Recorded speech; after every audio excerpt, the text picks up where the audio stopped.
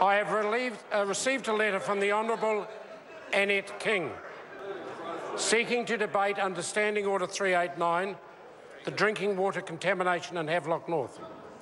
This is a particular case of recent occurrence.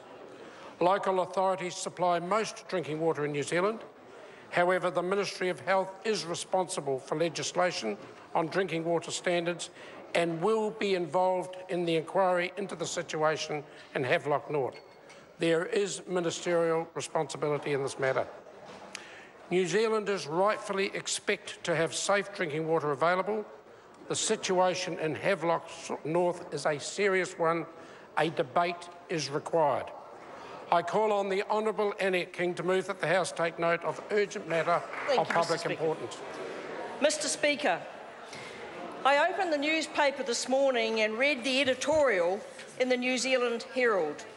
And it starts like this: how could 1,000 people fall ill anywhere in New Zealand from drinking tap water? How could that happen in a first world country? This is a question for the Hastings District Council. They need to answer it.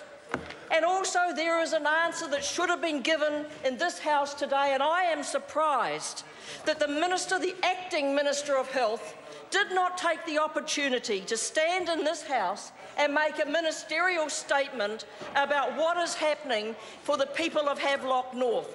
I waited. I thought the Minister would take the issue seriously enough that he would have stood and made a ministerial statement. That would have put into perspective what is happening. He could have set out what the Ministry of Health is doing. He could have set out what the District Council, the Regional Council, was undertaking. He could have set out the timelines of what has gone on. There was not a word from the Acting Minister. And I'm very disappointed because it shows that this issue wasn't important enough to this government to take seriously. Mr Speaker, this bug that has been found in the water supply in Havelock North has been felt in schools. Schools have been closed. It has been felt in rest homes, and we have had 2 of the 3 rest homes report cases. 2 residents have been taken into intensive care. 1 older person has died from one of those rest homes. And Mr Speaker, how could this happen in a municipal area of New Zealand where we believe we have first world water supply? And so, Mr Speaker, I think there are a number of questions that need to be asked and answers given. More than 2,000 people are now seriously ill from the gastro-blood Campylobacter. There must be an inquiry into how this has happened, and I'm told there is going to be one. But why didn't the Minister stand today and say what the inquiry was? What are the terms of reference? There is no leadership in this issue. 2,000 people. When in the history of New Zealand have we had 2,000 New Zealanders go down with Campylobacter in one hit? I've never heard of it. This is a large-scale health crisis, and it does need urgent investigation by the government. And I have to say that the local member has been missing in action on this issue. Missing in action. And that is absolutely true. He is missing in action. He has not said anything. I heard Nick Smith this morning had them ask as an afterthought question on Morning Report, not with the Minister on talking about what happened, not with the local member on the radio talking about what was happening in his area. This particular bug can incubate up to 10 days, so it's more likely that more people will get sick over the forthcoming days. As I said, the schools are closed, and 22 people are in hospital. 22 people in hospital, and 2, as I said, in intensive care. New Zealanders need to be confident about their drinking water. And I think the lack of government response today, when the outbreak was well underway and the public attention is on an all-time high about this issue, is just how seriously the government has taken it. By ignoring it, it will go away. They don't understand that this isn't going to go away for days. There are going to be more people ill over the next few days. And so, Mr Speaker, they have a responsibility in this debate. They have a responsibility in administering drinking water quality in New Zealand. And it's the responsibility of the government and the Ministry of Health to oversee, make sure that the District Health Board oversees the quality of water. And what has been very disappointing in this whole issue has been just how slow the reaction has been by the government. First of all, to assist the council, to assist the local council in Hawke's Bay, but also to assist the District Health Board, who are not equipped and not resourced for dealing with the outbreak of this size. This is clearly an issue with the way that testing has been conducted. And by the time a press release was issued on Friday evening, the outbreak was already spreading. So it took to Friday evening for a press release to be released. I am informed it was known about this outbreak much earlier than that. But the public weren't advised. If the local member knew and the minister knew, where was their leadership on this issue? Where were they when it came to this issue? And Mr Speaker, not only today is an outreach program going to door, knocking on people's doors. Only today, 4 days after the positive test result was being implemented for vulnerable elderly citizens. So now they've decided to go door to door. Days after the event, when many people have been affected, filling up their glasses, having a drink of water, not knowing they were drinking contaminated water. The Red Cross and the Civil Defence are only being involved now. Minister for the Environment, they're only being involved now. Why have we waited so long? Why have we ignored this government? But the minister has a habit, I have to say, Mr Speaker, of saying not true. He spent the entire day saying not true on every question that was asked of him. I can tell him that this is true. The Red Cross and the Civil Defence are only being involved now. That is correct. Water tankers only arrived yesterday. Dispute that, Minister. Water tankers arrived yesterday when a boiled water notice was issued on Friday evening. This shows a real dereliction of duty. It is very cavalier in terms of the approach of the health of vulnerable New Zealanders, because this particular bug affects older people.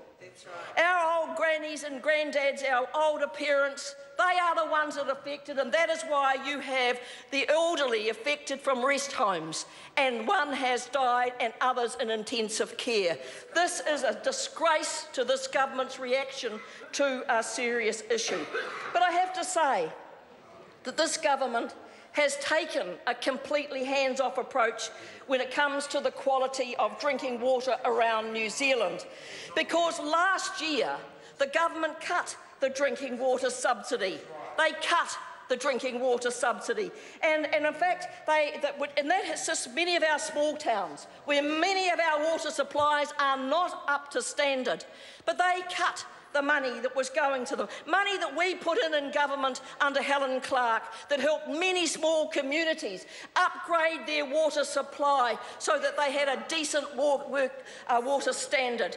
They are so lacking in interest in the quality of water, a public health issue. Number one, is there one product in the world that keeps us alive? It is water.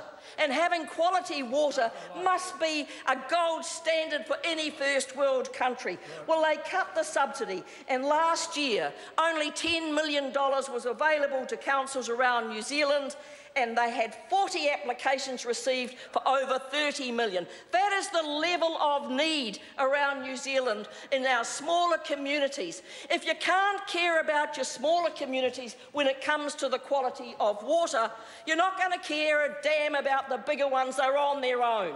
And that's what the reaction of this government has been in Havelock North. They're on their own because their reaction has been so slow. Now, Mr Speaker, I want to point out to you the background of what was happening here. And I go back to Tuesday, the 9th of August. The Havelock supply was tested and found to be clear. But residents report they were starting to fall ill at that time. Thursday the 11th, the test was taken. The test results received on Friday the 12th, which indicated a presence. Friday the 12th, the results of the second test was received at the same time as discussions were beginning with the District Health Board over the pattern of illness that was starting to emerge. Chlorination had been initiated by late Friday. So we're starting with people beginning to become unwell on Tuesday and some action starting to happen on Friday evening. And that's when the District Council at 5:30 in the evening ordered a boil water communication. First time they did it, and it was done with a press release. I have to say, I wonder how many people sitting at home went online to read the press release of the Hastings District Council. How many older people saw it on television that they needed to be boiling their water? And as I said a moment ago, they did not start knocking on doors until now. That's right. And so those days have gone by. And that bug has spread amongst many, many of those people living in Havelock North. Unadvised, not knowing that what they were doing was affecting their health. Then on Saturday, the 13th of August, the positive presence was confirmed by a more detailed analysis. On Monday, it was revealed that over the past 3 years, there have been 3 positive tests for the Brookvale 3 bore. 3 positive tests. The aquifer obviously has some sort of problem. And so putting down a bore into the same aquifer is probably going to have the same results. And you would have thought that they may well have looked at this much earlier. And so the council said that the level of contamination was very low. And they have chlorinated the water. But it hasn't stopped the spread. So the actions they have taken have been insufficient. And I wonder whether they have sought advice from others who supply water to see if there are other things that could be done. And I thought that Stuart Nash came up with a very good idea yesterday when he said those who are taking free water to export internationally, perhaps they would now like to provide the bottled water to the people of Havelock North. Why should they be paying for bottled water when through their rates they pay for what they think is going to be clean drinking water? Why should it be a cost on them? They pay their rates to get good, clean drinking water. So I say to the government, how about putting your hand up and saying that there will be help for those people who are buying bottled water? And I say to the government, how about showing some leadership? How about Sam Lotoinga, who is the acting minister, who always finds it difficult to give an answer on anything? Why doesn't he take a lead? The Minister of Health might not be able to. He's got other matters that are far more important. But this minister ought to have taken a lead. I don't know whether he was stopped from taking a lead, whether he was told, keep it below the radar, we don't want to get involved in here. If that is the case, then they have misread the circumstances in Havelock North. And I say to the local member, where is the member's leadership? Where has the member been and visited those communities? Has he gone and knocked on doors himself, asking if they are okay? Has he visited the rest homes to see if the people there are all right? I would say if the member hasn't done that, that is not the sign of a good local member. And I have to say to that member that drinking water, quality drinking water, ought to have been a priority for this government. And I think it is a shame on this government that we came into this House today waiting for some indication that it meant something to them and to the very good people of Havelock North, but got no response at all. And I think, Mr Speaker, that is a very poor performance. But I'm not surprised. I'm not at all surprised, because I have found that in public health this has not been a priority for this government, whether it is drinking water, whether it is subsidy for sewerage, whether it is in terms of putting funding in to try and improve the health of New Zealanders and to lift their health status. That has not been. They have done the opposite. They have cut funding to public health in New Zealand. They called any action that we took in public health nanny state and PC government, only to look years later to prove they were wrong, and that we now face some major public health issues in this country that they do not want to face. This is the latest example of a poor government decision-making, a lack of accountability and a lack of leadership, Mr. Speaker. I call the Honourable Fisita Sam Rothulu-Winga. Well, thank you, Mr.